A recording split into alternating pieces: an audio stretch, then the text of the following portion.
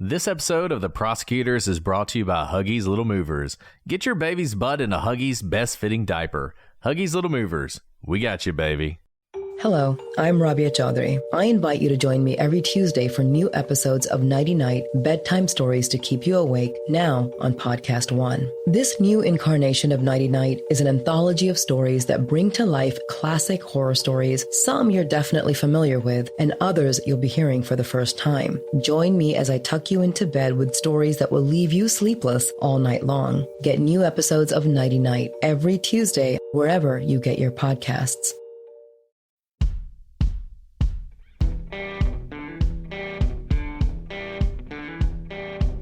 I'm Brett. And I'm Alice. And we are The Prosecutors.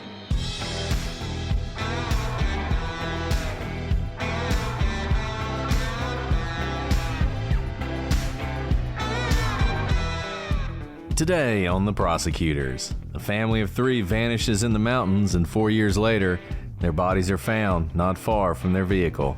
With theories ranging from cults to drugs to murder-suicide, the question remains, what happened to the Jamison family?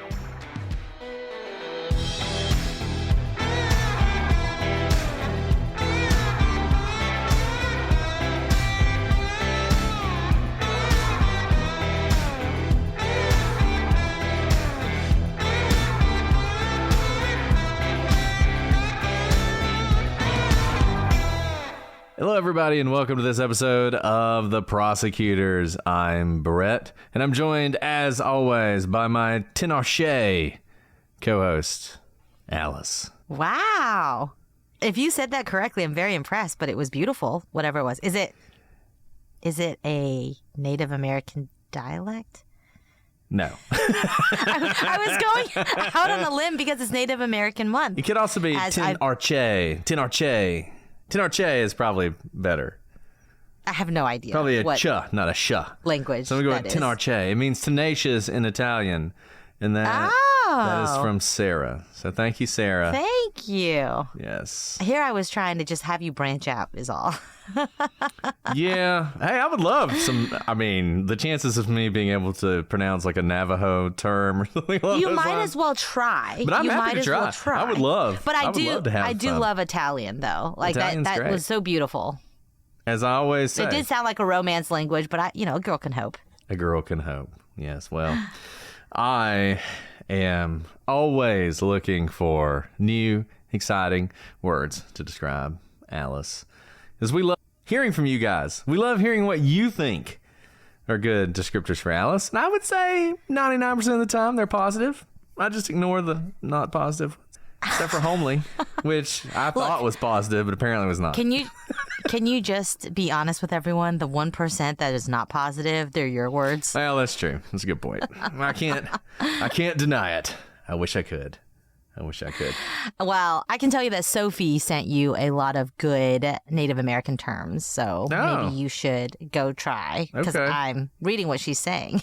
Okay, well, she needs and to Sophie, email them to me. You are awesome. Putting them in the chat is not that helpful. No, she didn't put them in the chat. She gave you pronunciation keys. I'm just saying you should do a little homework. It doesn't help. I can listen to it 1,000 times. Key Their pronunciation keys, I put them in the word. I'm literally reading the pronunciation. I'm not reading the word. I'm reading the pronunciation. And this is as close as I can get, okay? So, I'm sorry. Oh, my goodness. I'm sorry. You guys, Sophie, thank you for trying so hard. I see your efforts. Whatever. I've always heard it was the thought that counts, and I think my efforts should be rewarded, okay? I can barely speak English. I don't know why people are being so hard on me. Sophie, I'm going to go look for these and call them myself. I'm going to say them myself. Just kidding. But I really appreciate the tenacity of that particular descriptor, because tenacious is a great word. It's something that I think of like wild animals. And here we're about to talk about a case that has to do with kind of the wide open spaces and what can happen out there. Nobody really knows. And in this case, Brett, I really don't know what happened. There are so few clues, and that's why this is such a mind-boggling case and a devastating one, because a young child's involved. No, this is one of those cases. There are a few cases that I always think, when I think about true crime, there are a few cases I think about, and cases that I thought about before we started doing this podcast. And Maura Murray was always one of them. It is one that captivated me from the beginning. I mean, Adnan Syed, there are just so many cases that just when you think of true crime, you think of them. And this is one of them. And one of the reasons that this one is so powerful is a photograph. And we're going to talk about the photograph. This is one of those that some of you may have never heard of this case, but you may have seen this photograph. If you're someone who, like me, who enjoys YouTube channels with things like, 10 most disturbing photographs or 10 photographs with a mystery behind them or something, you will have seen this photograph, because there's one photograph that was taken of the youngest member of this family that is both mysterious and drives home the real tragedy of what we're going to talk about. And we are going to talk about the Jamison family. And this is a family of 3, a mom and a dad and a little girl, who disappeared under extremely mysterious circumstances. And then years later, remains are found. And yet till this day, despite that discovery, we still don't know exactly what happened. And we're hoping to unravel it. Alice and I were talking about this case before we started, and just how, despite the fact that we've done the research, we've read a lot, we've watched a lot, we've listened to a lot, and we're still not entirely sure what happened. And we're hoping that we can come to some sort of conclusion by the time we reach the end. So I think with all that, we should dive in. What do you think, Alice? Let's do it. Let's do it. So this case takes us all the way back to 2009. It's the fall of 2009, and the Jamison family are looking for what so many of us are, a fresh start. They had plans to do just that. Now, Bobby and Sherry Lynn, who were the mom and the dad, met in the summer of 2002, and they had an instant connection. They instantly hit it off, and everybody knew that they were going to end up together. And in fact, they were married a couple years later in the summer of 2004, and Madison was born shortly thereafter. Now, the family settled in Eufaula, Oklahoma, and by all accounts, they had a happy family life. But it was not without its struggles, and it would turn out that some of that was more of a facade, and there were problems bubbling below the surface. In 2003, Bobby had been involved in a pretty bad car accident that left him with lifelong chronic pain and the near inability to get out of bed some days when the pain was particularly bad. The physical pain took a toll on his mental health as well, and he was often described as depressed. You can imagine with pain like that, it would be easy to fall into depression. And Sherry Lynn had her own problems. She had mental health issues that had dogged her for most of her life. She had been diagnosed with bipolar disorder. Now, it could be controlled through medication, and when she was medicated, she was pretty much under control. But, and we have talked about this so many times, like a lot of people, Sherry Lynn had a habit of going off her medication from time to time. And we talk about that, and sometimes we don't talk about why. I think sometimes people think that that's just people are being irresponsible. But as anyone who's ever been on these drugs knows, they can have some pretty serious side effects. So while they may deal with your particular problem, they come with a whole other set of problems, a spectrum of problems. And depending on your personal sort of body chemistry, or however you want to describe it, can cause some real issues for you. And a lot of people, when the one problem goes away and they no longer are suffering from that, but they're suffering from all these other things, and they know, if I just stop taking this drug, all these other things will go away.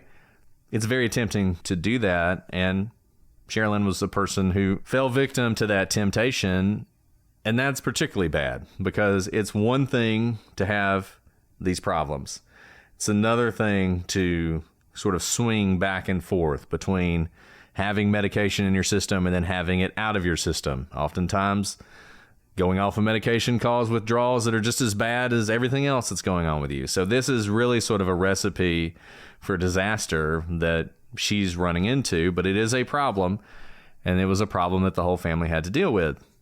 Now, according to family members, when she was on the medication, she was great. She was happy, she was optimistic, she was satisfied with her life, she was satisfied with her family. But when she would get off of it, she not only suffered from the bipolar disorder, but she really had some strong anger issues, and she would really become hateful in a lot of ways, and this put a lot of strain on the marriage. And we've kind of described what it's like with the different struggles that Bobby and Sherry Lynn had. But honestly, so far, it sounds like the life that a lot of people have, right? Like some people suffer from chronic pain. Some people suffer from mental health issues that they have medicated. And when it's under control, it's all good. So while these are struggles, I don't think they fall outside the realm of what a lot of typical families endure. Until things got a little complicated in the later part of 2009. Because it was around then that Bobby and Sherry Lynn began making a series of disturbing claims at their prayer group that they attended through their church. Sherry Lynn claimed at this prayer group that angels had been coming into her home in the form of children, and they were interacting with and playing with her 5-year-old daughter, Madison.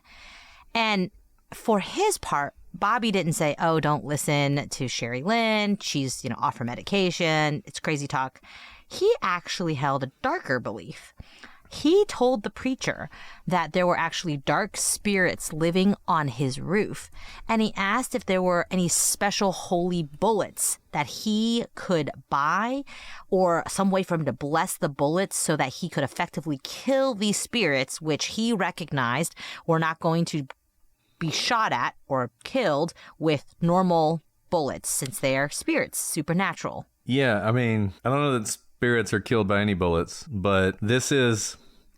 The weird thing about this case is you'll read things about it, you listen things about it, watch things about it, and people, they talk about this stuff, but I feel like they always kind of push it aside and say, yeah, they had those issues, but that didn't really have anything to do with what's going to happen. It is hard for me not to see a lot of red flags here. It's interesting that Bobby is having these particular issues because usually it's Sherry Lynn who's described as having maybe the kind of mental health issues that could lead to things like delusions or hallucinations. Bobby is often described as just depressed. And I don't mean that as that being depressed isn't a serious issue, but he is not often described as having the kind of mental health issues that would lead you to do things like believing there are dark spirits living on top of your roof, leading you to think you need to go to your local church to get blessed bullets so you can kill these creatures, believing that your daughter is interacting with them. And it's interesting that this delusion, assuming it is a delusion, is arising with both of these people at the same time. Someone in the chat, Mallory, just mentioned Folie à Deux, which is a very strange phenomenon. If you guys listen to LA Not So Confidential, which is a great podcast we mention at times, Dr. Scott and Dr. Shiloh, they have a whole episode on this. It's fascinating. And essentially, it's when one person has a delusion and someone they're close to begins to take part in that same delusion.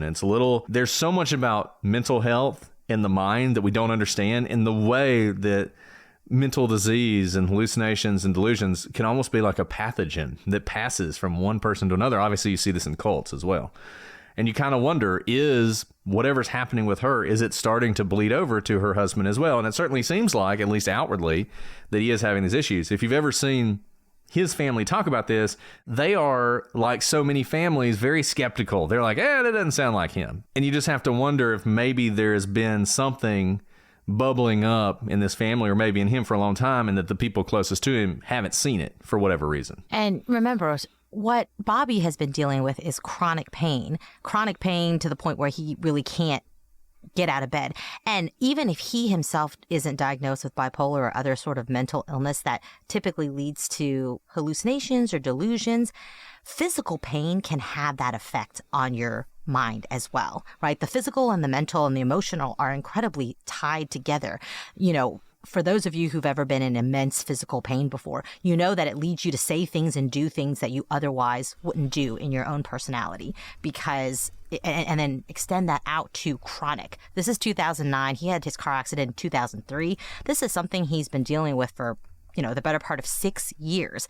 And if he's physically kind of unable to go about his day, you would know that the people he spends the most time with are going to be his wife and his daughter. And two things about these delusions really stand out to me. Of course, this is hindsight because we are, moving forward and we today know what happened later on, is that these delusions involve their daughter, someone they love very much, but these spirits, angels, demons, whatever they are interacting with their daughter. So that brings in her to whatever is happening. And second, it's not simply we need to leave them or we need to scare them off or we need to do some blessing, throw some holy water around. It goes to the level of we need to kill them. And there are lots of different ways that you see the manifestation of these kind of spirits. People react to them differently. Some people want to run. Some people want to blast them away. Some people use the word kill. And that's why these are particular red flags to me about what's to come. And I'll say this as well. It's hard to say exactly what happened here, but the fact that guns are being talked about and bullets are being talked about and using these bullets on an evil spirit is being talked about, that is really distressing. It's very disturbing because you can see the mind starting to turn. And you can see where thoughts like that could lead to a really bad situation and a really dangerous situation, particularly for the people closest to whoever is saying that. And I think as we continue down this path, you just have to wonder if there's more to this than just a throwaway line.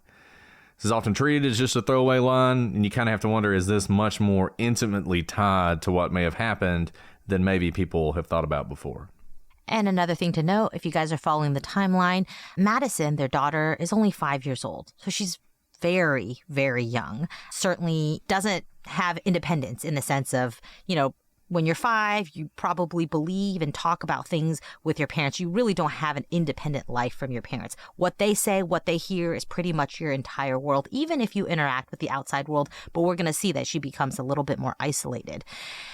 But those are not the only strange things that begin to happen to this family, because Sherry Lynn, in addition to saying that angels in the form of children are coming in and playing with Madison, she starts telling people that she herself is a witch, and she spray painted bizarre messages on the family storage unit and an old truck. And these messages were strange. They didn't really make much sense, but some of them said things like, peace, God rules. Another one said, 3 cats killed to date by people in this area. And then another kind of thing that she spray painted was, witches don't like their black cats killed. So it's not clear what's being tied to this. There's no indication that they had cats that were killed. And this is kind of taking a divergent path from before, because before it was these spirits were coming to their house, but now she's saying she's the witch. And it would later be said that what some people have called as a witch's book or a witch's Bible was found in her possession afterwards, sometimes called a grimoire, depending on how deep you are into this stuff. Her sister, I think either her sister or one of her best friends, if you've watched the Disappeared episode, talks about this a little bit and says, look, we bought that as a joke. Someone else said, hey, she was sort of the opinion, if you want people to leave you alone, act crazy. And this was part of that. She wanted people to leave her alone, leave her animals alone, leave her family alone. And so she sort of took I'll be the crazy woman living in the house, and people will leave me alone. They won't come around because they'll be scared of me. Maybe. I don't know. When you combine this with some of the other stuff that was going on, her husband had apparently purchased a satanic Bible, which he was going to use in an exorcism to get rid of these spirits. There's just sort of a lot of... We talk about cults sometimes and cult activity, and there really aren't cults like that in the way that people think, like sort of the satanic panic type cult. But there are people who commit murders and commit crimes under sort of a delusion, right? And we've talked about those people before, and you kind of wonder if this delusion that we've talked about throughout this episode is getting stronger and stronger and is manifesting itself in different ways, where this family is really feeling like they are under attack. They're under attack by the people in their community. They're under attack by demonic forces, and they need to defend themselves, and they need to isolate themselves from everyone else. Right. And, so Sarah, they're in Oklahoma right now as well. I don't know if that's relevant as well. I mean, it's the South. It's kind of the Bible Belt. Not really. I mean, they are part of a prayer group. I think these are all, we're trying to grasp at all these different things because there are so few clues that lead us to know what happened ultimately. But this is not the only strange thing that happens in 2009. Remember earlier I said that Madison's just 5 years old. When you're 5, your family's your whole life. You don't go to the movies with your friends alone. You don't have probably that many sleepovers at all. My kids have never had a sleepover. But, the family was actually having issues with Madison's school district and ended up pulling Madison out of school completely. And they did this with the intent to homeschool her, but really people who knew them reported that they were, I'm not sure that they actually homeschooled her or they didn't even get to that point. And things were so heated between Bobby and Sherry Lynn that some say they were planning to sue the school district. If that is true or not, we don't know. We certainly don't know what they would have sued the school over. So it sounds like something that maybe they were just angry and saying things like, well, I'm going to sue them and show them who's boss. But there's no indication that something happened, like an altercation or some sort of, action against Madison that caused them to have a cause of action to bring a lawsuit. Or it's more delusion. This is just sort of another example of they are kind of losing in connection with reality in multiple ways. And so they may very well think the school did some great, horrific thing to offend them or to affect their daughter or to make problems for them. But in reality, there's nothing to it. I mean, I just think this is yet another sort of piece of evidence that their connection with the real world is shaky. And that's a really great point because, we see that they did have touch points to the outside world. Their church, their prayer group, school. They're they've certainly isolated school now. Prayer group and preacher, if you hear these things, I don't know what kind of church or prayer group they went to, but I can imagine that is a little bit isolating because that probably is not what the prayer group typically thinks because they're the ones who reported these were strange things said by Bobby and Sherry Lynn. And so when your friends start saying kind of strange things, if you don't really know what's going on, what do? Just kind of like, okay, let me take a step back, give you a little space. So what we do know is their touch points to reality are beginning to fade. No longer do you have the outside teachers who are getting to see Madison every day, making sure that she's, bathed, eating, getting picked up at normal times, doing her homework if she has any homework, her hair is brushed. These are all things that people who teach in any sort of school system, whether it be public or private, note that they are always looking out for all parts of their students, not just the academic part. They're making sure that their students are taken care of as the whole person. No one is looking out for Madison anymore when you take away the school component. And what do we talk about so often in these cases? When you have these mysteries, when people disappear, when it seems completely inexplicable, so often one of the aspects of that is, for whatever reason, there's no one who knows where they are. There's no one who expects them to be home. There's no one who's checking in on them. There's no one who notices they're missing. And you can see that already developing here. This family is isolating itself in so many ways. And so when eventually they do go missing, spoiler alert, nobody's going to notice for days. And I think that is just such a commonality in all of these cases. And you see it over and over and over again. And talking about that isolation, this family takes further steps to isolate themselves. Because by October of 2009, the family decides they need a change. And frankly, I just wonder if this is part of this whole delusion or whatever they think is happening. Look, if angels were actually coming into my house and playing with my children and there were demons living on my roof, I'd want to move too, if that was really happening. And that's what they decide to do here. They are paranoid living in Eufaula, Oklahoma, and they decide, you know what? It's time for us to relocate somewhere. We need to be far from society, far from other people, and we just need a big plot of land, wide open spaces, and a lot of privacy because whatever's happening out here, we don't like. We just need to go into our little burrow of our family and protect ourselves from all the bad things happening out there. And so they decide the Panola Mountains seem to be the perfect place. This is in just kind of a little ways from where they're living in Oklahoma, and they plan to relocate, and they actually take steps to do so. They plan to use their storage unit as a home while they build a cabin on this wide open property. But unfortunately, these plans would be put on hold permanently because the family disappeared in the very same mountain range that they so longed to move to. And people always tell this part of the story and then just keep going. And I'm like, is it a feasible thing to live in a storage unit while you build a cabin? I mean, that to me... Not with a 5-year-old. Yeah, I don't know. I mean, I guess you can live in a storage unit. I mean, there's probably no heat, probably no cool, which Oklahoma, like, you can get snow and it gets really hot, like it's all the elements there. And, not to mention food.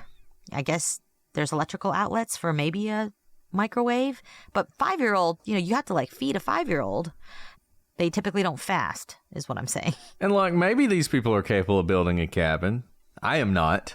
If you put me in a storage unit out in the middle of the wilderness in Oklahoma and tell me to build a cabin, I guess I would just have to die, because there's no way I could do that.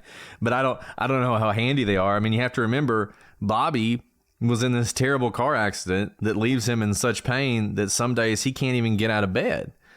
But he's going to build a cabin.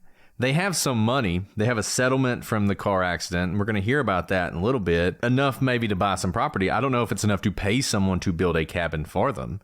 Just this sort of idea that they're going to pull this off. And I'm not saying it's impossible, but they have a 5-year-old, and that's a little different to me. And here's one thing to know. It's not like they're moving 3, 4, 5, 6 hours away. They're planning to move about 45 minutes away, half an hour away. It's not that far. And typically when people do that, like I have a lot of friends who are like, we want to move out into the country. We want to get some land and we're going to build a house. What do? They continue living in their house, maybe finish out the school year, and then move when their new house or cabin is built, especially if they have children. This is not a situation where they're being evicted from their home, where they can't make the mortgage or the rent. They're choosing to basically cut out the middle step and go straight to the storage unit rather than do what many people do and have a seamless transition from one home to another. At this point, we have enough people listening to this podcast that someone is going to email us about how they lived in a storage unit while they built their 5-bedroom, 5,000 square foot house with their own bare hands. Okay, but we're not just saying, well, they wanted to live in a storage unit and build a cabin, so there must be something terribly wrong. It's more that you got everything else going along, and now you have this additional element to it. When you put those together, they probably aren't the hardy people who know how to do this. This was probably always something that was a delusion. One thing I will note about them wanting to move into a storage unit, what we are seeing is that whatever is happening, they're not leaving to just what they think is happening. They are taking action. Right? We had Bobby talking about getting blessed bullets to kill the spirits. I'm not saying moving to a storage unit is the step towards that, but why did he want to do that? Because those spirits were on his roof. What is he doing? Immediately leaving his house, even though he is a 5-year-old, to choose to move into a storage unit, which is not really fit typically for living with a small child. And so what we do know is that he's saying these things, and so is Sherry Lynn, and they are taking immediate steps that are not typical in a situation when you could have options not to take that next step. And this is important because delusions don't always mean action. In this situation, we have a family on the move. Yeah, and that's going to bring us to our timeline on this case, where we're going to start talking about what happened in October of 2009. So we'll start with October 7th, 2009. And this is at the point where they're thinking about this move. They're thinking about where they're going to go, but they don't have any property in these mountains. And maybe this is a sign of rationality. They're not just planning to go out there and plop down the storage unit, cut down some trees and build the cabin. They are going to buy some property. So they travel out 30 miles from their home to Red Oak, Oklahoma, in the Panola Mountain area to view a plot of land that was for sale. Apparently, they thought this would be the perfect place for their new home, this place that they were going to build. It was very secluded. It was very rustic. It was described in the Disappeared episode, if you guys have seen it, as close to off the grid as you can be in that area. And let's just look, I'm from Alabama, from the middle of nowhere, Alabama. I've been to the middle of nowhere, Oklahoma. Those places are as off the grid as you can be. If you're off the grid in Alabama or Oklahoma, you are off the grid, and they are going for that. And so maybe this idea of living in a storage unit isn't so wild because they're not worried about power or running water or anything like that. They're planning on, living off the country or whatever, and that's their plan. So they've gone out to see this land. It's never, or I haven't seen, I really tried to find this because I thought it was important, how much this property cost. Couldn't find. This is 2009, so it's right after the economy collapsed. It's in the middle of nowhere, Oklahoma. Don't know how big it is, but I'm going to go out on a limb and say it's not that expensive. And as we said, the family did have some money, so this wasn't a pipe dream that they were going to buy this property. And basically, they drive out there and they spend the morning exploring the area. Now, they do get lost somewhere along the way, and it takes them a little while to get back to where they're going. They actually come across a local man who gives them directions, and he also gives them some general advice about what it takes. If you're going to live out there, what you have to do. With these directions, they're actually able to find the plot of land. They spend some time scoping it out, and they like it enough that they make plans to return the next day. So that brings us to October 8th, 2009. On that day, they pack up their truck, and Bobby and Sherry Lynn and Madison take their dog Maisie, get in the truck, and they return to the plot of land located in Red Oak, Oklahoma. If anyone saw them on this trip or saw them when they arrived, they have never come forward. And this is the point where the mystery begins. The Prosecutors is brought to you by Progressive Insurance. Most of you listening right now are probably multitasking. Yeah, while you're listening to us, you're probably also driving, cleaning, exercising, or maybe even grocery shopping. But if you're not some kind of moving vehicle, there's something else you can be doing right now. Getting an auto quote from Progressive Insurance. It's easy, and you could save money by doing it right from your phone. Drivers who save by switching to Progressive save nearly $750 on average, and auto customers qualify for an average of 7 discounts. Discounts for having multiple vehicles in your policy, being a homeowner, and more. So just like your favorite podcast, Progressive will be with you 24/7, 365 days a year, so you're protected no matter what. Multitask right now. Quote your car insurance at Progressive.com to join the over 28 million drivers who trust Progressive. Progressive Casualty Insurance Company and Affiliates. National average 12-month savings of $744 by new customers surveyed who save with Progressive between June 2022 and May 2023. Potential savings will vary. Discounts not available in all states and situations. Guys, we're excited to welcome Factor to the podcast. This holiday season, you might be looking for nutritious, convenient meals to keep you energized on jam-packed days. Factor, America's #1 ready-to-eat meal delivery system, can help you fuel up for breakfast, lunch, and dinner with chef-prepared, dietitian-approved, ready-to-eat meals delivered straight to your door. You'll save time, you'll eat well, and you'll stay on track with your healthy lifestyle, all while tackling all your holiday to-dos. And I get it. Holiday can be an incredibly difficult time. You're too busy to cook. You've got so many things to do. You don't have time to go to the grocery store. Factor deals with it all. You can skip that trip to the grocery store and the chopping, prepping, and cleaning up too, because Factor does it all for you. Their fresh, never frozen meals are ready in just 2 minutes. So all you have to do is heat and enjoy. And when you're too busy running around to plan lunch, Factor has you covered with lunch to go. Effortless, wholesome meals like grain bowls and salad toppers that are ready to eat when you're on the go. No microwave needed. We're busy people. I love Factor meals. You're going to love them too. And it's not just lunch, and it's not just dinner. They also have breakfast. Pick from delicious apple cinnamon pancakes, bacon and cheddar egg bites, and potato, bacon, and egg breakfast skillet. What are you waiting for? Head to factormeals.com/prosecutors50 and use code prosecutors50 to get 50% off. That's code prosecutors50 at factormeals.com/prosecutors50 to get 50% off.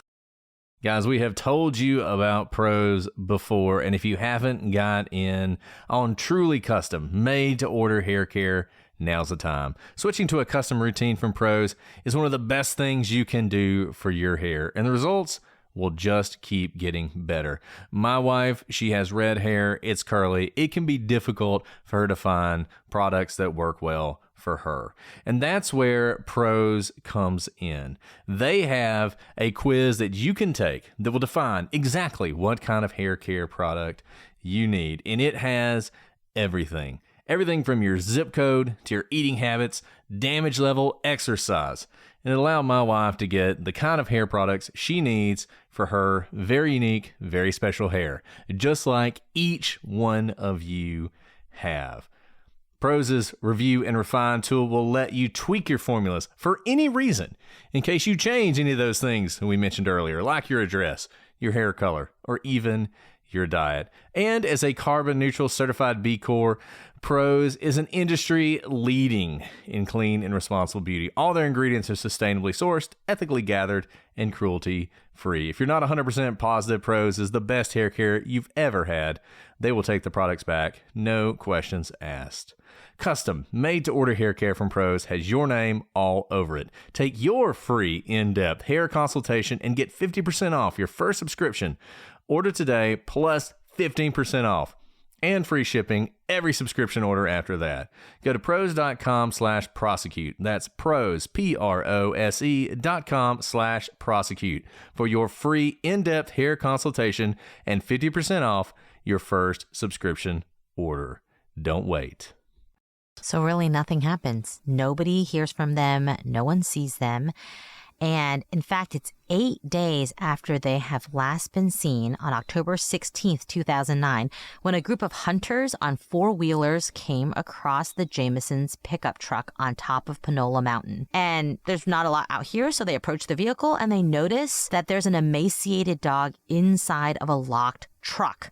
And because this dog is in there, they call the authorities to try and help this dog who looks like it's just on death's door. Now, the family had not been reported missing prior to these hunters finding the truck because, honestly, it wasn't uncommon for the Jamisons to go weeks or even months without contacting anyone. So no one thought it was unusual not to hear from them for 8 days. And remember what happened just before they started this plan to move into a storage unit and move out to Panola Mountain? They had pulled Madison out of school, so no one noticed that she was absent from school. She wasn't supposed to be going to school. They had pulled her out.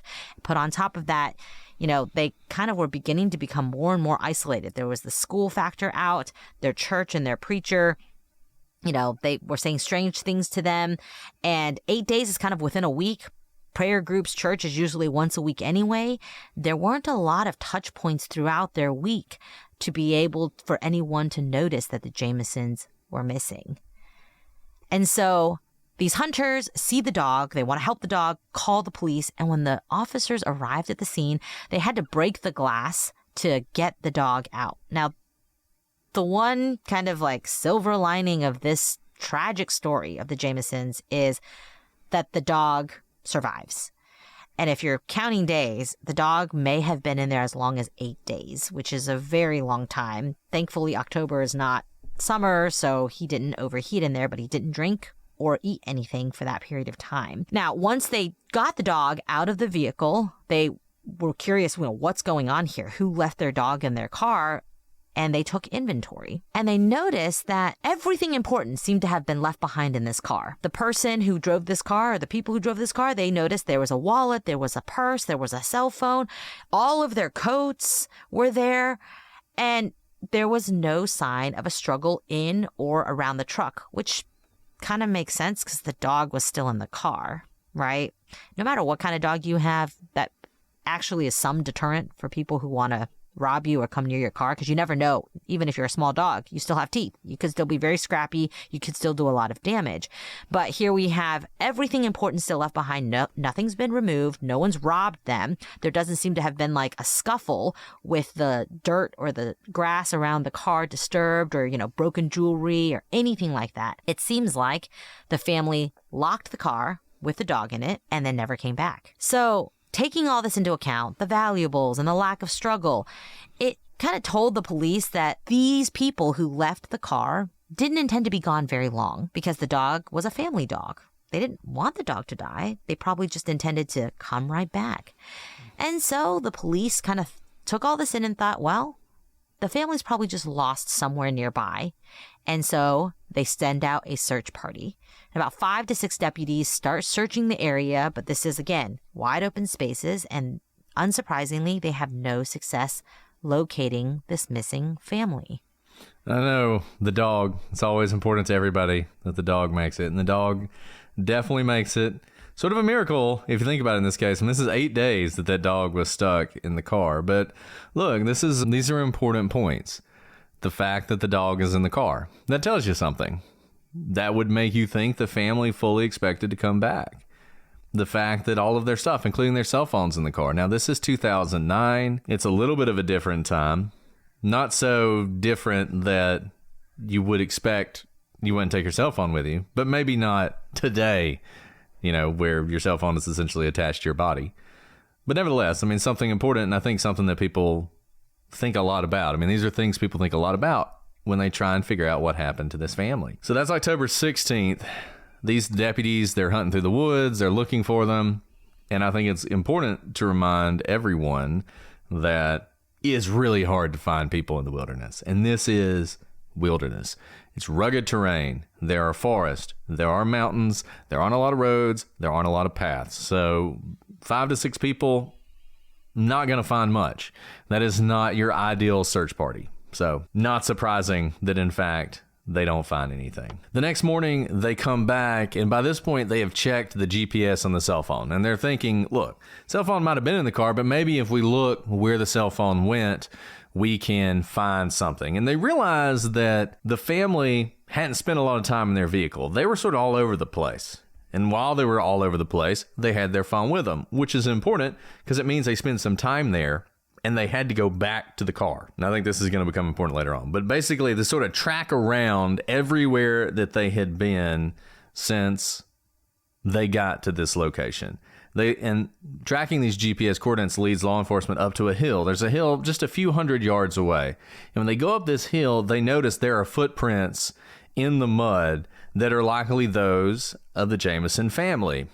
The great benefit they have is they have a child.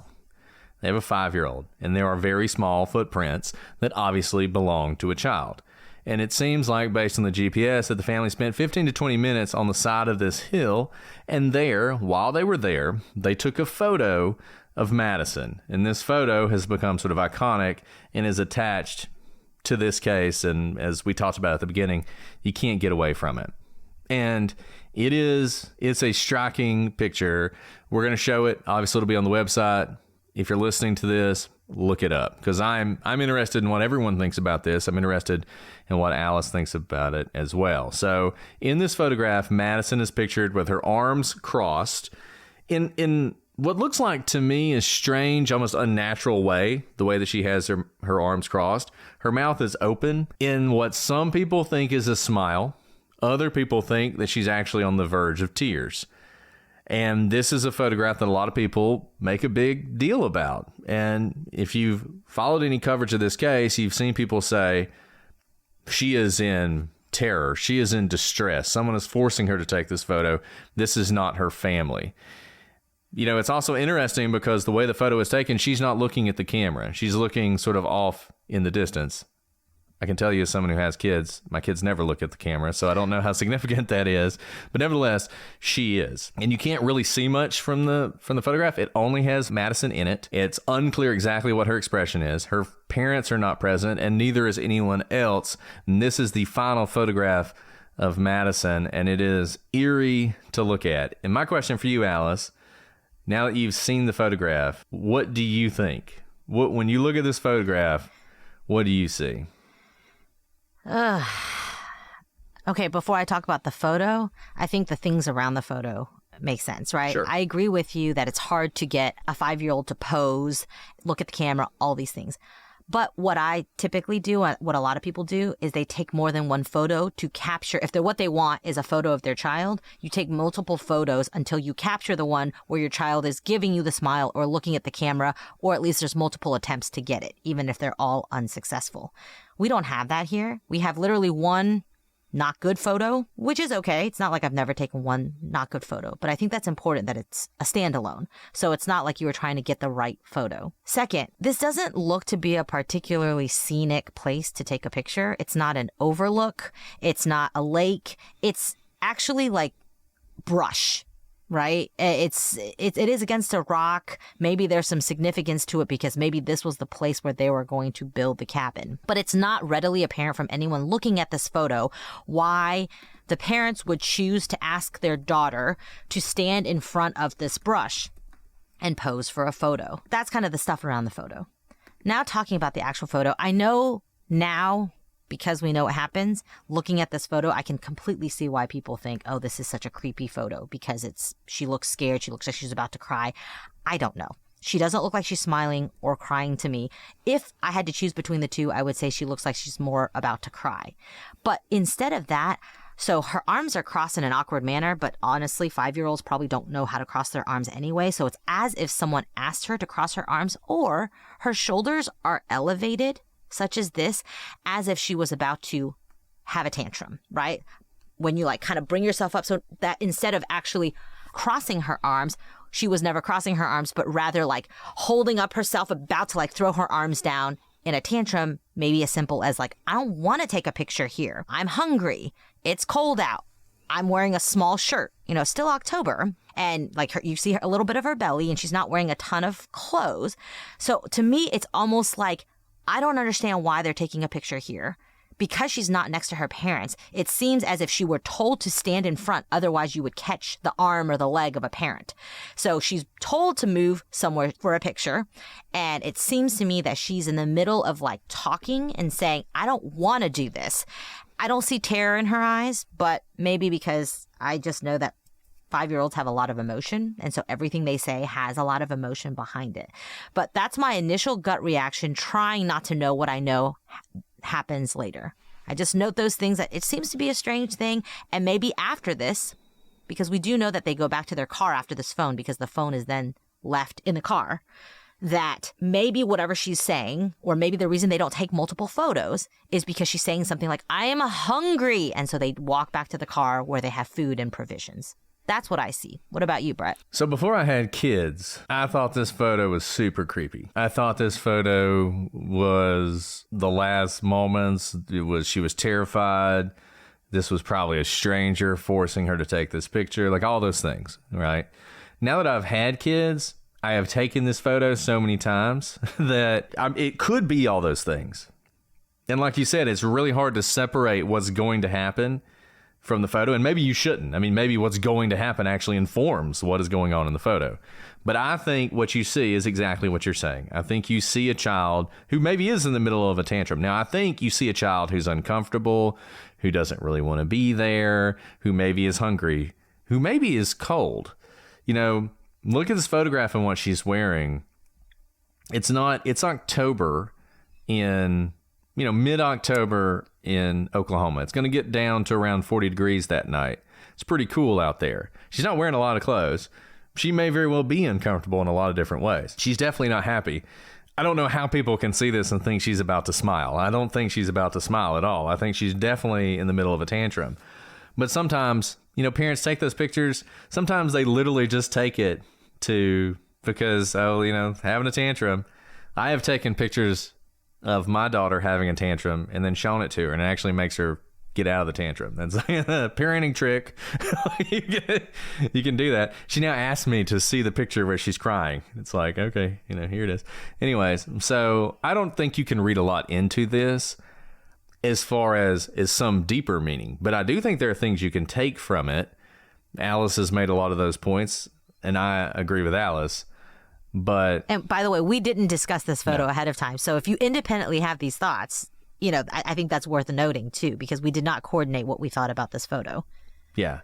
I mean, it almost seems like a photograph where they are taking a picture of her because she's in the middle of a tantrum, because like Alice said, there's nothing else about this photograph. Like, she's not centered in the photograph. She's not looking at the camera. There's a pretty sort of purplish tree off here to the left, but that's barely in the frame. There's just like a big rock behind her. What I see of the purple tree, it looks like a dead tree to me, actually, because it looks like it's fallen over and it's like a branch maybe of like a healthy green tree, but because it's fallen over, the leaves have died over time. That's what it looks like to me. Yeah, that could be as well.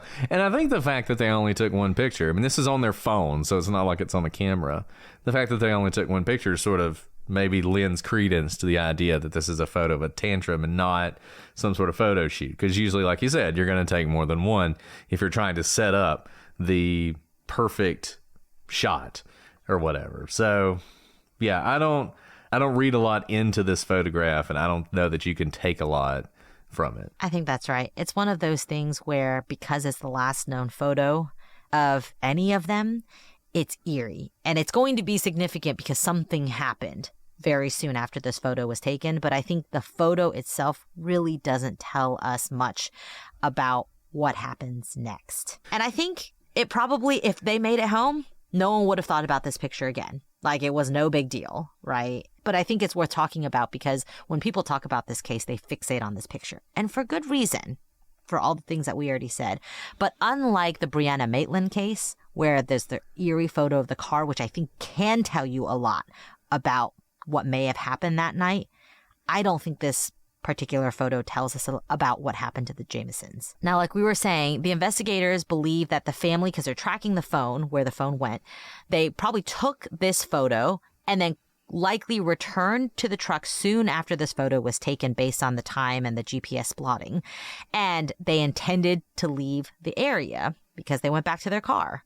This is not exactly somewhere where you go hiking, right? They came for the specific purpose of checking out open land. But after that, they really don't know what happened. And I think they came back to the car because that cell phone, obviously, we have the photo because the cell phone was in the car and the car was locked. And that was it. So after tracking the GPS coordinates, investigators took another look at that truck. And it was then that they made a shocking discovery. I don't know how they missed this in the first place, but we'll just let that go for now. They looked at the car and they found $32,000 in cash hidden beneath the driver's seat. This is why we always search vehicles twice. If you don't find any drugs the first time, always search it again. You're probably missing something. So at this point, it becomes clear to the investigators that this could be more than a family lost in the woods, and they immediately tape off the area and began treating it as a crime scene. Let's talk about that $32,000. That's a lot of money. But we also know that they are planning to buy land. I don't know if they were planning to buy it that day, but they were planning to buy it. And we also know what's been happening. Paranoia. Right? That is exactly why they are leaving their home in a town with schools and churches and prayer groups to live in the middle of nowhere, so far off the grid that they themselves get lost, even though they know where they're going. So this actually completely comports with their behaviors up to this point, which is to be, if you're paranoid of churches and your own house in the city, you'd probably be paranoid of banks as well. And we actually see this behavior a lot with our paranoid defendants, is that they sit on a lot of cash. And it doesn't always mean that they're part of a drug trade or something like that. But that's a lot of money, and it's worth noting that it's a lot of money. But I'll just say what stands out to me the most is that it's consistent with their paranoia and the actions they've taken so far. And I don't know if you've ever had to carry around a large amount of cash before. That can make you paranoid as well. I think the most cash I've ever carried around when I went to Ukraine and I went to Chernobyl, you have to go on like a tour. You can't just walk into Chernobyl. You got to go on a tour. And so we were doing the 2-day tour you spend the night in Chernobyl overnight, but you have a guide the whole time and they feed you and all the food and everything. Is it safe to do that? Ish, yeah. So you have to wear a radioactive suit? No, but you do have to get checked for radiation when you go through various things. It was never clear what would happen if you set off the radiation detector. But anyways, so for both of us, it was my wife and I, for both of us to go, it was like 5,000 euros. So it was really expensive. And they only took cash. It was $5,000 in euros. So it was whatever the exchange rate. And so they only took cash. So I had like all of this money and I had to meet this guy in like downtown Kiev and give him the money. And it's not like Kiev is the safest place in the world. Anyway, so I'm carrying all this cash around, and talk about paranoid. I was totally paranoid and didn't know if the guy would just kill me at the end, if this was actually a real thing or not. But he didn't, and it was awesome. And I recommend, love Ukraine. It's a great place. Maybe not a great place to go right now, but it's a great place to be if you ever want to go to Chernobyl. Fantastic experience. Recommend it to everybody. Email me. I'll hook you up with Dimitri, and he'll take care of you. Anyway, so it will make you paranoid, and they've got $32,000, presumably what they're going to use to pay for that property we've been talking about. And this is also probably money that came from the settlement that they had received because of that accident. This obviously, the amount of cash, as we're going to talk about later, the police thought, could this be drug proceeds, something like that. But it seems like, no, this is just money they had. And I think you're right, Alice. I think they were paranoid. They probably didn't trust banks. They probably didn't trust credit cards. They didn't even trust checks. All they trusted was cash. right? And so that's why they had it, and they had hid it so well that the police didn't even find it the first time around. Now, this also is raising red flags because if anybody knew about it, we talked about Ruthie McCoy when she was murdered. One of the things is people in the building that she lived in knew that she had gotten a big payment from Social Security, and that made people want to break into her house. If anyone knew they were driving around with $32,000, that's motive. Now, they didn't find the money, but that doesn't necessarily mean that they weren't killed for the money. And we're going to talk about that more when we get into theories. But just so much of this is adding up to a very strange situation, and a situation where there are a lot of different motives are popping up for what happened to them. And look, the police are definitely red flags going off when they find the $32,000. They don't know exactly where it came from, what it has to do with anything, except that it's strange. So that same day, they launch a massive search consisting of horses, canines, helicopters, drones, and several hundred personnel. No longer was this, the 5 or 6 deputies who show up and canvass the land. This is like an all-out search for the Jamisons. And interestingly, they had canines search the area, and the canines alerted on a nearby tank. So they drained the tank and examined it, but there was no sign of the family inside. Unfortunately, even as extensive as the search was, it didn't turn up any sign of the family. But they went back to what they did have, which is the truck, and they find additional clues. Again, every time they search this truck. I don't know how they keep missing all these very important things, but whoever's searching it maybe should have searched it more thoroughly the first time. Doesn't matter. I'm glad they went back. Maybe if they went back another time, they'll find even more clues. Maybe like a video of exactly what happened. But anyways, they go back to the car yet again because this all-out search doesn't yield anything. And they find an 11-page what's been described as a hate letter from Sherry Lynn to Bobby. So it's 11 pages, handwritten, and it details Sherry Lynn's resentment towards Bobby, claiming that Bobby didn't want a family and he wanted to be alone. And she mentions divorce in this letter. A couple notes about this. I think everyone expresses themselves in different ways, especially like emotional things. Even if you live with someone, sometimes it's easier to put it down in writing. But I do note that this is 11 pages handwritten, not typed. So it took a lot of time and effort to write this out. And, everyone has different ways of communicating, but she is with Bobby all the time because they live together. Remember, he has chronic pain, so he's not leaving the house all that much. They have a young daughter to take care of, but she still kind of pens this in what I can only describe as, again, kind of consistent with the things that she's doing right now, which is everything is with a lot of emotion. The witches, the killing of the cats, spray painting your own stuff, by the way, which is not washable, right? That's kind of usually we say it's defacing property because it ruins your property. So you typically don't want to be spray painting your own storage unit where you're about to live, your own vehicle, that sort of thing, because that is defacing property. And here she's taking the step of writing a very long, angry letter. And bringing it with her. And bringing it with her, with him in the car. I don't know if he's seen it before or not, but, this reminds me of, we're all thinking a lot about Chandler Bing or Matthew Perry and Friends, but obviously those who've watched Friends know about the famous, what is it? Is it 14 pages? I forget how many pages the letter is. Anyways, Rachel writes a front and back, very long handwritten letter to Ross detailing all the ways that he's wrong for cheating on her when they were on a break. And this is an entire episode of Friends, but they kind of make fun of the fact in that episode that she's a little bit goes overboard, that she's writing all of this and no one can be expected to read an angry letter this long. On top of that, they're in the same car together, about to go move into the middle of nowhere where I guess she's going to read it to him in spoken word or have him read it and she'll sit next to him angrily breathing while he takes however long it takes to read 11 pages. Angie's List is now Angie, and they've made it easier than ever to get all your home projects done right.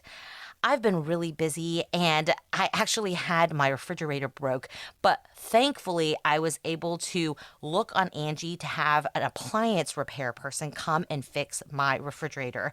It was so easy, so amazing, and all I had to do was click on a couple links and they got me the best prices for an appliance repairman. Angie has over 20 years of home service experience, and they've combined it with new tools to simplify the whole process. Just bring them to your project online or with the Angie app and answer a few questions, and Angie can handle the rest from start to finish. Or help you see ratings and reviews, compare quotes from local pros, and connect instantly, which means you can cross things off your to-do list in just a few taps. Because whether it's routine maintenance or a dream remodel, Angie is here to make it easy. So get your next project done with the help of a pro from Angie. Download the free Angie mobile app today or visit Angie.com. That's ANGI.com. This episode of The Prosecutors is brought to you by Huggies Little Movers. Huggy knows that babies come in all shapes and sizes, and their tushies do too. Huggies' best fitting diaper is their Little Movers with its curved and stretchy fit. Moms know that there's nothing worse than an ill-fitting diaper, especially for your active babies. I love Huggies because I can rely on them to keep my baby covered while she moves around. You guys have been with me as baby Brittany's been born, and now she is starting to crawl, and I just love these Huggies because they keep everything contained, but they also allow her to be the active baby she is. Guys, we are covered up with babies on this podcast, and we're so glad to have Huggies. I don't know what we would do without them. Huggies Little Movers are curved, so my babies feel comfy no matter how much they're moving around, and they are moving around a lot. They also offer up to 12-hour protection against leaks, which is a game changer. Get your baby's butt into Huggies' best fitting diaper. Huggies Little Movers. We got you, baby. And it does make you wonder what her intentions were when they drove out there that day. The fact that she brought it with her. And once again, you cover these cases and something happens and every little thing becomes significant, even if it's not. I mean, maybe she carried that letter with her everywhere. You know, maybe it was she poured all her anger into that letter so she didn't have anger in her heart. I don't know. It's hard to say exactly what was going on there, but this is one of those big clues a lot of people are going to focus on. I tried to find the letter. I don't think it's public. I could not find the letter. I could not find the letter to read or to read to you guys. So if it's out there, anybody has a copy, I'd be interested to see it because what's in it could be significant. But I think the police have only told us how long it was and sort of generally speaking, what's in it. So that's a lot. This case is a case we're going to spend 2 episodes covering. At this point, we're in a pretty bad place. This family's been missing for at least 8 days.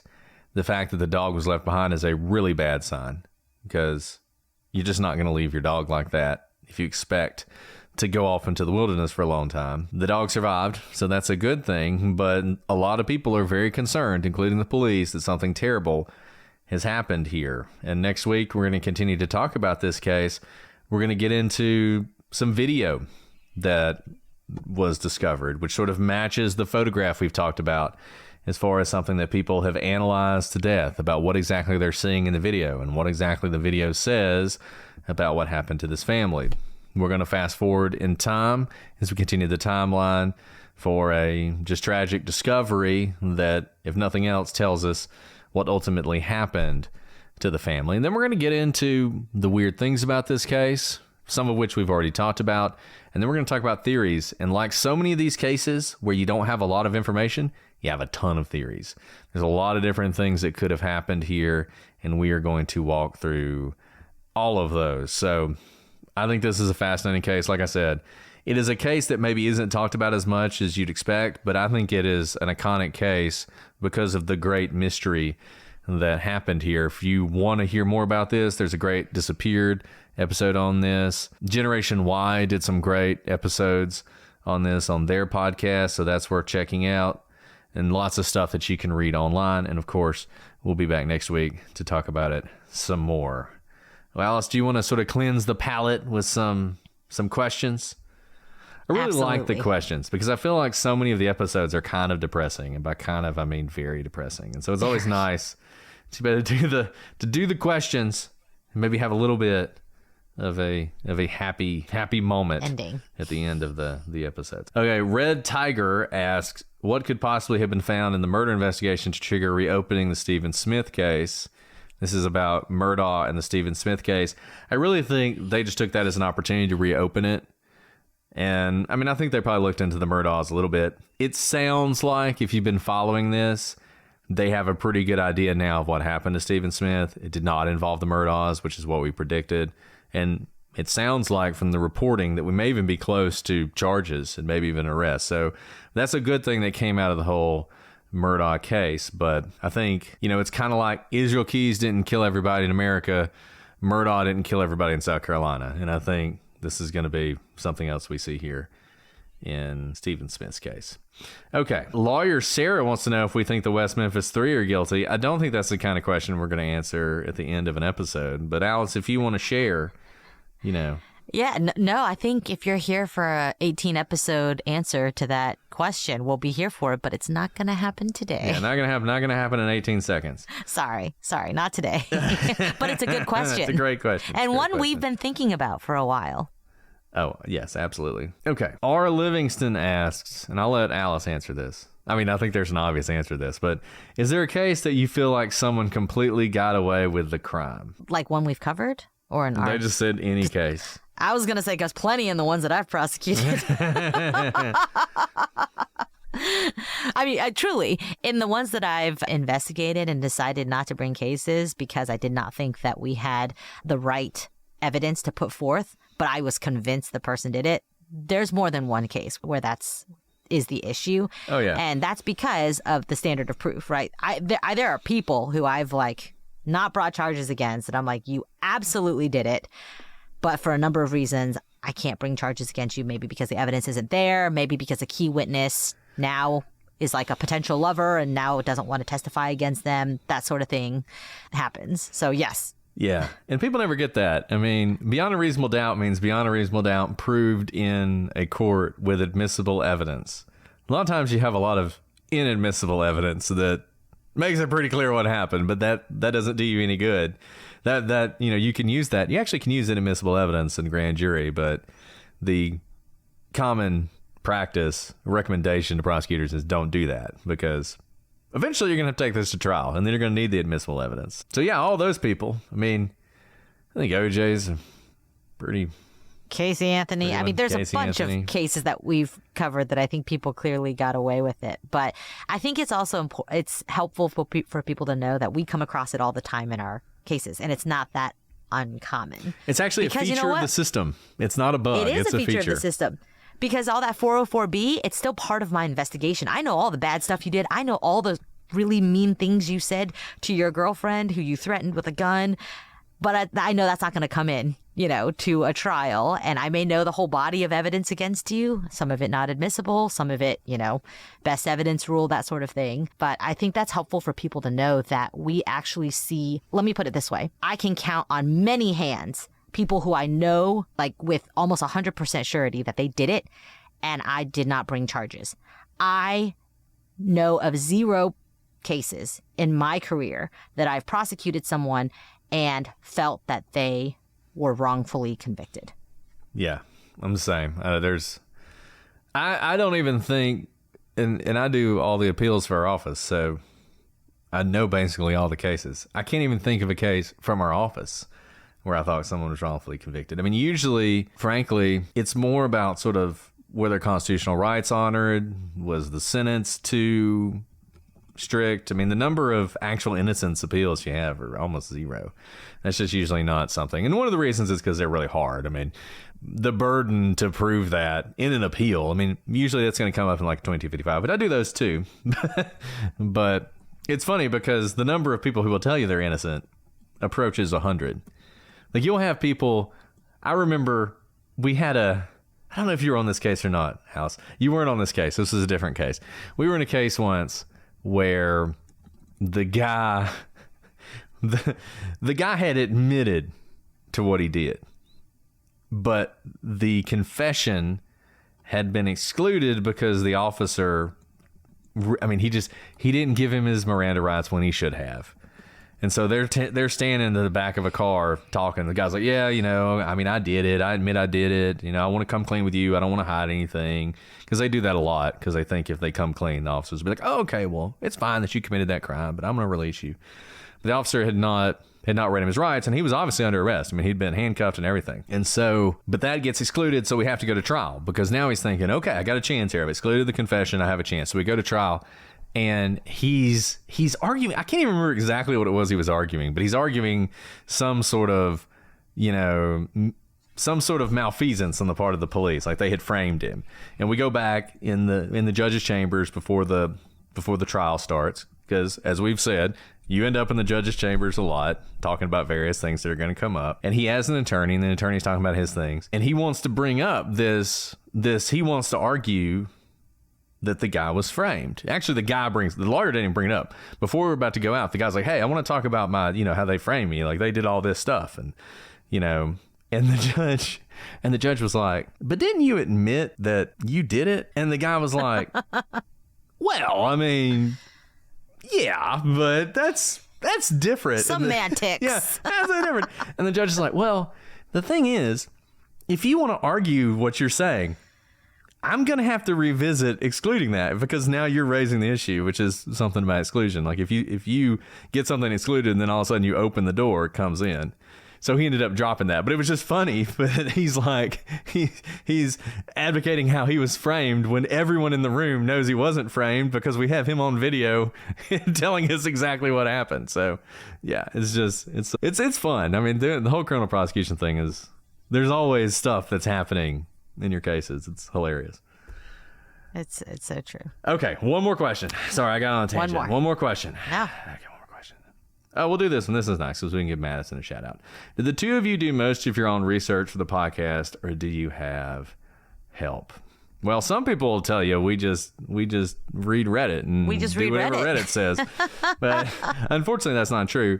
So Madison, we talked about Madison before, who's on the team. She helps us out immensely with research.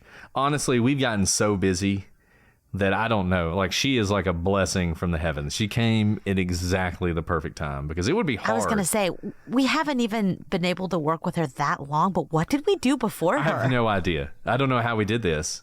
Because, I mean, I'm barely, we are treading water, barely surviving at this point. Like, without Madison, we would have drowned by now. So I'm not sure how we did it. So Madison helps a lot. And the great thing about Madison is, and also opens the door for us to do research on these bigger cases and to do things like trials and everything else, because it was really hard to do that before. Like the Adnan case, I mean, we started researching that like last year. I mean, it took forever, because you had to research it while researching other cases, because you got to keep the podcast going and releasing episodes while you're researching the big case, so that finally you can get to it. And then, you have, in that case, 14 episodes.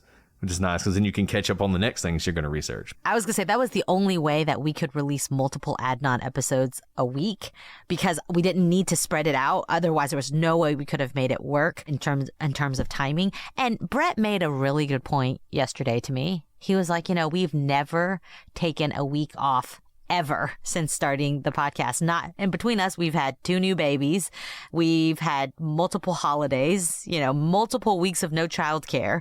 I counted the other day that my school, for my kids' school, is out like 7.5 weeks in the year. Like, normally you get 2 weeks vacation from a normal job. So we don't take vacation from, for our lives or for work either. And so in order to be able to put out at least 52 episodes on one podcast, now double it to 104 episodes a year.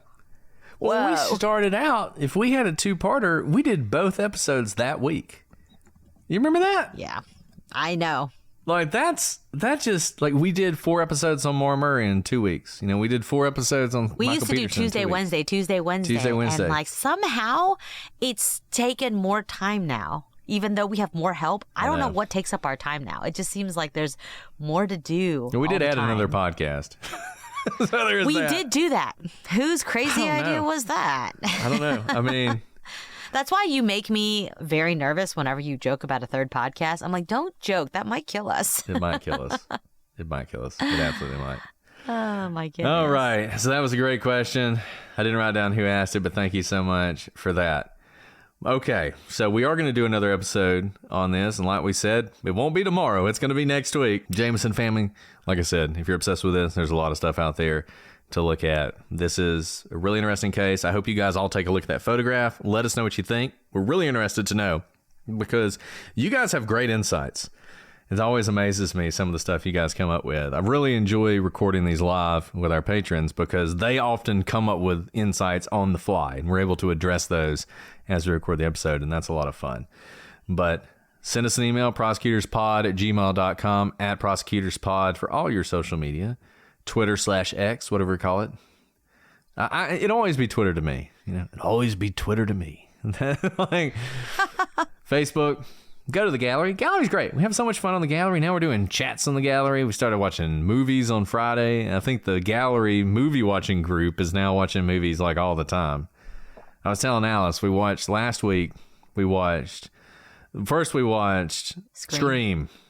And then we took a cigarette break, and that was fun. Don't smoke, kids. Yeah. And then we watched Slaughterhouse. And I realized it's not Halloween anymore. If you haven't seen Slaughterhouse, do yourself a favor. It is basically the greatest movie ever made. Basically. I mean, it's right up there with The Godfather. There's even like a Godfather-esque scene in it. So, Slaughterhouse, You better incredible. watch Slaughterhouse quickly because we're about to switch our movie watching nights to Christmas movies. That's true. We are going to be watching Christmas movies.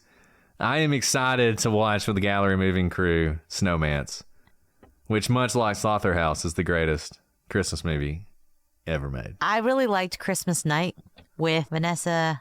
She was in High School Musical, the greatest musical on Disney Channel ever. Anyways, they're all hilarious. Oh, you have not seen Christmas Night? There are subsequent Christmas nights, and they're all fantastic. That is one of my favorite. You can laugh out loud, kind of movies. Kind of like Die Hard. Vanessa Ann Hudgens. Thank you. Oh, chat. yeah. Vanessa Ann Hudgens. Yes. Well, I'm excited about that. But the only way you can take part in that is if you join the gallery. So, join the gallery. All right, Alice. Any other anecdotes, Christmas movies, or anything else you want to mention before we sign off? No. Make sure to come back because, why do we ever think we can finish one of these episodes in one of these stories in one episode? Of course, come back and figure out with us what happened to Jamison Family because I really don't know. I don't either. And one more shout out. We've mentioned it several times, but the consult is back. See, I would love them to take a look at this case because one of the things they do in the consults, they talk a lot about victimology. And as we've talked about, I think victimology is a big part of this case. I think what exactly was going on in the family was a big thing. But the consult, real FBI profilers, closest you'll get to being in the room with FBI profilers. We love it. You'll love it. Check it out. All right, Alice. We'll be back next week with more on the Jamison family. But until then, I'm Brett. And I'm Alice. And we are the prosecutors.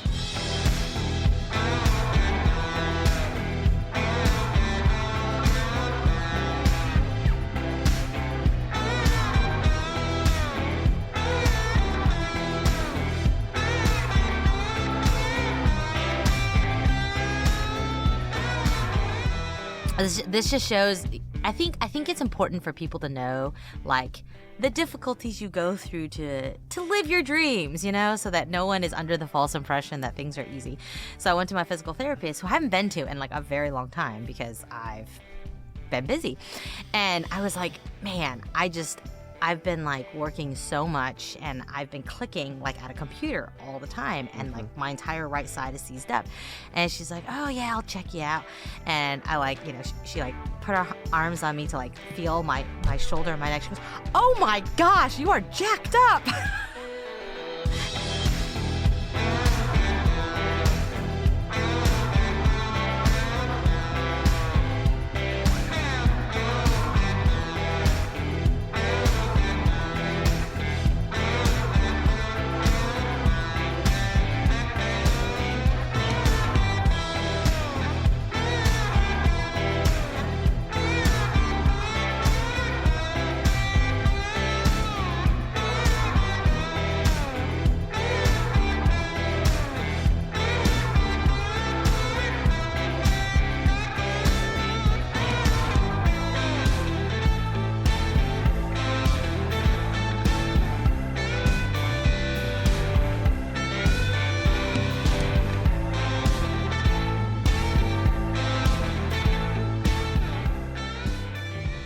Are you asking me?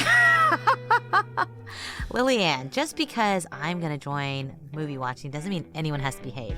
If you want to go smoke, you have that freedom to do so. Yeah, don't let her tell you what to do. I'm just trying to get kids not to, because we have a lot of kids who listen to our show, and I do not want them to be, peer pressured by Brett into smoking. Goodness gracious.